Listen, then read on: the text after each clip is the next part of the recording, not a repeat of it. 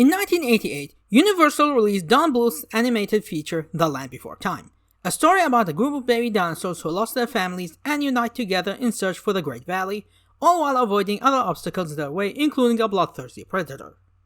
It was so popular that it had tons of sequels and a TV show with varying degree of quality. And apparently it was the only good dinosaur movie because everyone that came afterwards were all called Land Before Time ripoffs, with one of them being Disney's forgotten movie from the year 2000, Dinosaur.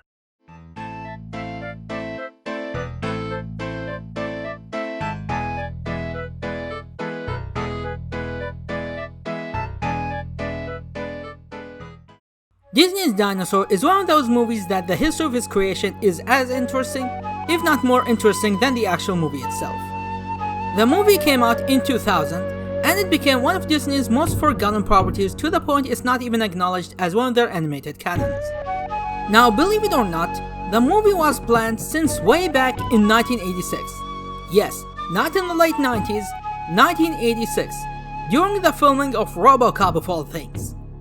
Renowned special effects maker Phil Tippett approached RoboCop's director, Paul Verhoeven, with the suggestion of making a dinosaur movie.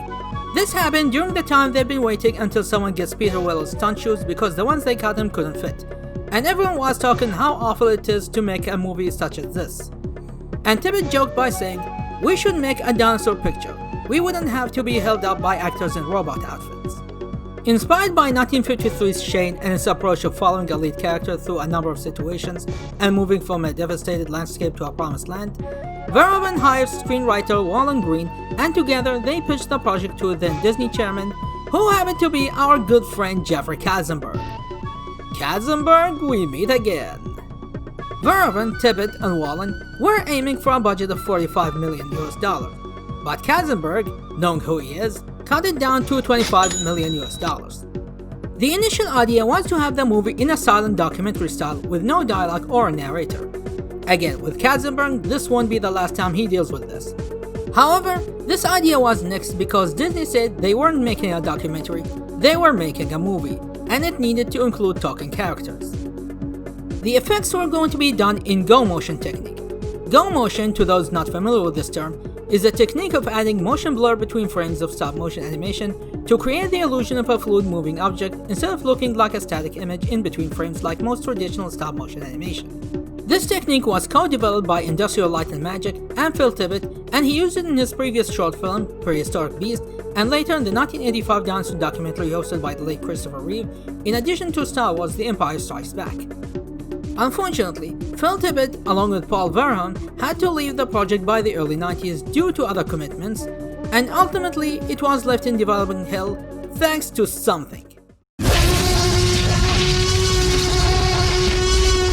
Yep, Jurassic Park came along, and not only it kept Phil Tippett busy from his other projects, but it ultimately destroyed any chance of audience wanting to see another outdated stop-motion movie after witnessing Jurassic Park's new CGI and animatronics technology.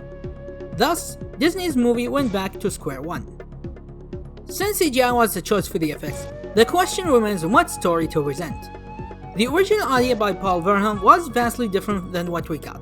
Instead of an iguanodon as the main character, the movie would star a Ceratosaurus named Wood who challenges a Tyrannosaurus named Grozny, and the theme would be about evolution, ending with the comet impact and the start of the age of the human race. After Verhoeven and Tippett's departure, George Scribner and Ralph Zondag were brought as the new directors, and with them, we get the next draft that is referred to as the Noah Draft from 1996.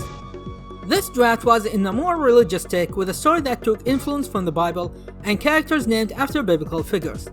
Aladar was Noah, Zinni was Adam, and Crone was Cain. Thornira was called Choka, which as far as I know, not a biblical figure name. The Tyrannosaurus was also changed to a Carnotaurus by this point as shown in concept scenes. Noah the Iguanodon had two grandparents, with the lemur Adam as his best friend, and their search for new nesting ground in a herd led by Cain. Noah was going to have visions of the future, and he would use them to save the herd, with Cain being the one who denies his visions, calling them a work of magician. And when things went bad, Cain kicks Noah out of the herd, and he and Adam takes it upon themselves to find the nesting ground alone. What's interesting about this draft is the characters were not going to really talk, but we're going to have voiceovers like what we would see later in Walking with Dinosaurs 3D. It's so obvious. Why can't they see it? Because they're cretins. What? You know, dinosaurs, solid bone heads, no brains. They're idiots. Hey, wait a minute. What? What'd I say? But Disney CEO Michael Eisner rejected this idea and said having characters talk without moving their mouths would be a failure on the part of the animators, thus they were made to talk normally in the final version. Now, I'm not sure why this concept was scrapped, but I guess Disney thought the biblical references could alienate the audience, especially coming after The Hunchback of Notre Dame, which is another topic on itself.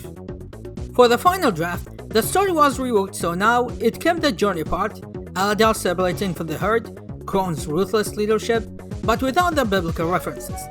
Now dinosaurs have strange names, Aladar's visions of the future are nowhere to be seen, and instead of having his iguanodon grandparents, he is now joined by the Misfits with an expanded lemur family.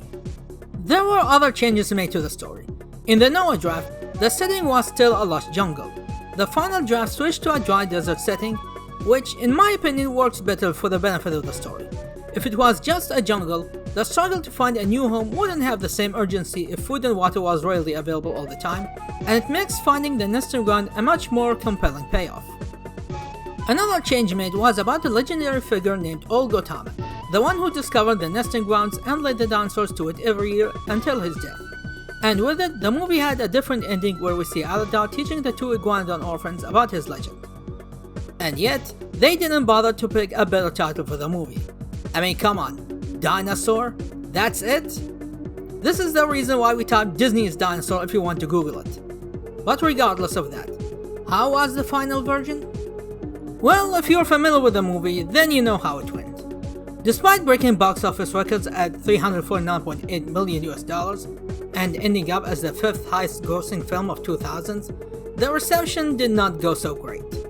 While the visual effects were highly praised, many did not like the decision of talking dinosaurs, in addition to the generic story in which called A Land Before Time copycat.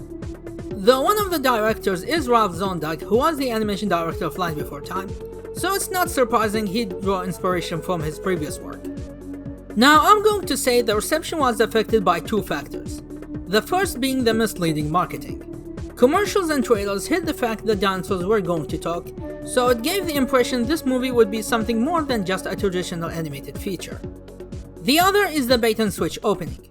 Other than the narration, the intro did not have any dialogue and all dinosaurs acted like animals, telling its story by its visuals instead of talking.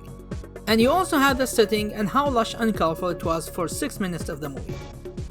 But it all changes once Aladar's egg reaches the Lemur Island, and now it's your standard animated fairy tale movie, in a move that made many viewers felt ripped off. According to the director's commentary, this is the point where the movie switches from reality to fantasy. Now, obviously, this is where our heightened reality comes in. It is, not only a realistic story, but a somewhat fanciful one. Even though we tried to make everything look as realistic as possible, well, they talk, so that's part of the fantasy. Also, yes, we know an egg probably couldn't drop 200 yards down and land perfectly on a branch intact, but that's where we start our storytelling process, and we cheat. We, of course, cheat all over the map on this film. And then when the movie changes setting to the desert, then it starts to feel like the movie is totally different than how it started or promoted as. The silent storytelling, the colorful shots of nature, all gone and replaced with something less appealing to look at. Let me get to the first issue. Is this nothing more than a Land Before Time ripoff? Well, if you're familiar with some of the things I did, then you'd know my answer. The Land Before Time was a lost child story. A story from a child's point of view about a group of children separated from their families, and their journey is to reunite with them despite their differences and small size. Dinosaur's story is about a rising leader. We see Aladar growing from a kid not knowing what he was, to a grown-up using the compassion he learned and received from his adopted family, to help and gain the trust of other dinosaurs against Kron's survival of the fittest method of leadership. Kron, we've never gone this long without water. If we keep going like this, we'll lose half the herd. Then we save the half that deserves to live. With a side of choosing your own fate or letting fate control you. Why is he doing this? Pushing them on with false hope. It's hope that's gotten us this far. But why doesn't he let them accept their fate? I've accepted mine. And what is your fate? To die here. It's the way things are. Only if you give up, Bruton. It's your choice, not your fate. The similarities you have are Dinosaur World, a natural calamity, trekking through the desert, avoiding predators, and reaching a valley of green water. But on a thematic way, there are enough differences to set them apart. But the movie is not void of its share of problems. Rewatching this movie with an adult eye, it feels a bit bland. It runs at an hour and 20 minutes, but you don't feel there was much that happened. Main characters are boring, and their personalities are generic. Alada is a generic nice guy, Crone is a generic bad leader, Nira is a generic girl, Zenny is a generic clown, and so forth. The most interesting characters here are the Misfits, Cleo, Yar, and to an extent Bruton. Those are the characters you enjoy having around. I talked earlier about the old Gotama deleted scenes, and I think this was something the movie should have kept in to add more meaning to Aladar's story and solidify his rising leader arc. Some might say it makes it a chosen one narrative, except it wasn't. The deleted scenes did not play Aladar as Gotama's successor or even his descendant by blood. He was a legendary figure and an example of all herd leaders who took over his duty in later generations.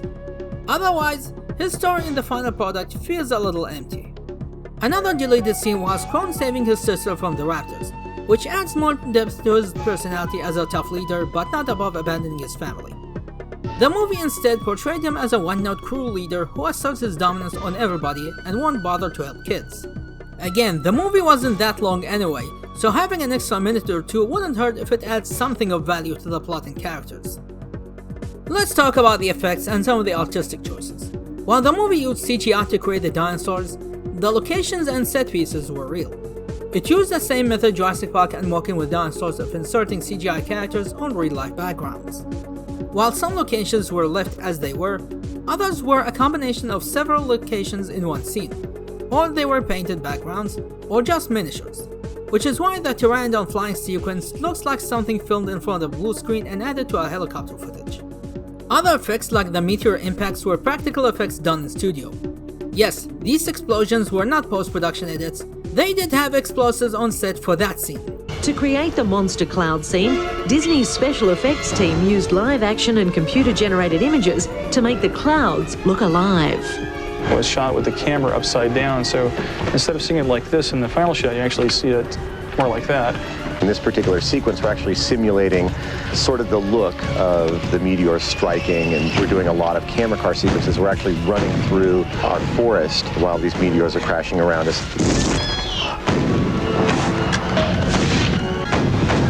But then you look at the dinosaurs.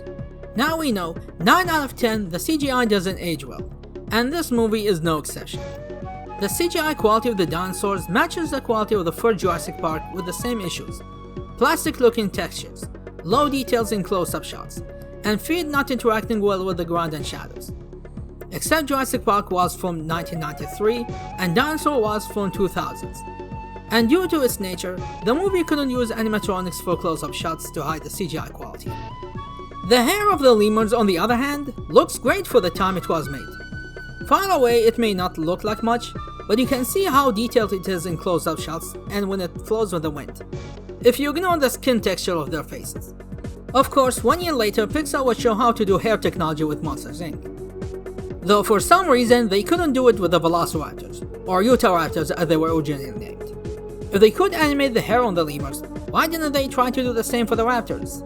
They could have cheated and used hair to look like feathers, but I guess it was too much work at that point. This is our first grass tool. And all the grass in the valley is CG grass. Originally we shot live action grass, but it just didn't fit with the characters. It didn't interact with them the way we wanted to, so Look Development took the fur and turned it into basically green fur, and it became our grass. One obvious design change from the previous drafts is the removal of the Iguanodon's beaks. This was done because they couldn't make the mouths flat matching their dialogue. But for some reason, Ima's beak was left intact and her dialogue was not affected, and she spoke normally like the rest of the talking characters. Another thing I was confused about was the design of Crone and Bruton's faces. None of the other Iguanodons has these nasal structures, and for a long time, I thought Bruton was a Matabar-source until I learned they were based on the Alterinus. Doesn't explain Nira not looking like one, but I guess she wasn't allowed to be ugly because, you know, she's a girl. Why else did they color her pink? Another weird design choice is Zenny. Ignoring his stupid lines, has anyone else thought he looked off next to all the lemurs? In the commentary, they mentioned he was designed to look clownish with his wild hair, but that doesn't excuse everything else. His facial structure is different, his fur color does not match any other lemur we see on the island. You'd think he belongs to another different species and he was adopted to the family. There's our good buddy Zinni here, a little playboy. This here was kind of fun. We always wanted to try to make sure that he stood out to be a little bit different than sort of more of a generic looking lemur in some way. We wanted to try to have some identifiable physical traits on him as well. Things like, the gangly quality to him, the scraggly hair. Again, kind of give him a bit more of that clown-like quality. Then there's Earl. Why is he a dog? Or is this the equivalent of a brain-damaged dinosaur? The commentary track said nothing about this, so it's still a confusing choice. It wouldn't be a problem if he was a non-dinosaur species to sit how different he is. But he's a dinosaur like the rest here, and he doesn't act like one. Is this a goofy Pluto thing? I just don't get it. Same thing with the predators. Why are they portrayed like animals instead of characters like the rest? Are they speaking in different language we're not supposed to understand? On your feet, Ema. Can't let those things eat you. Why is any object we don't understand always called a thing? I noticed this was done in other movies starring talking animals. You have our herbivore protagonist speaking in normal language, while the predator is just a growling animal. Do they think something that talks and eats other characters would be too unsettling for kids? Jungle Book didn't have this problem, The Lion King didn't have this problem, Finding Nemo didn't have this problem, Madagascar didn't have this problem, The Powerpuff Girls didn't have problem, though I think this example is worse because they literally drove an alien species to extinction by eating them alive. Barbarians! The soundtrack, on the other hand, is great. One of my most favorite Disney soundtracks ever. And let's be grateful that with all the changes done from the earlier drafts, they did not turn this movie to a musical. And that's all what could be said about this movie. A movie that had potential to be a unique entry in Disney's animated canon, but circumstances and trying to catch up in the technological and market demand held it back from getting to what it wanted to be. It was a victim of executive meddling that thought it knew what was best for it by taking the safe route instead of taking some risks and do something a little bit more unique. But ultimately, these choices are what hurt the movie and why it's what it is today. Dinosaur is now remembered as one of Disney's most forgotten properties despite the financial success, but its glory was ultimately short-lived due to not meeting expectations and falling in the shadow of a much more beloved dinosaur story.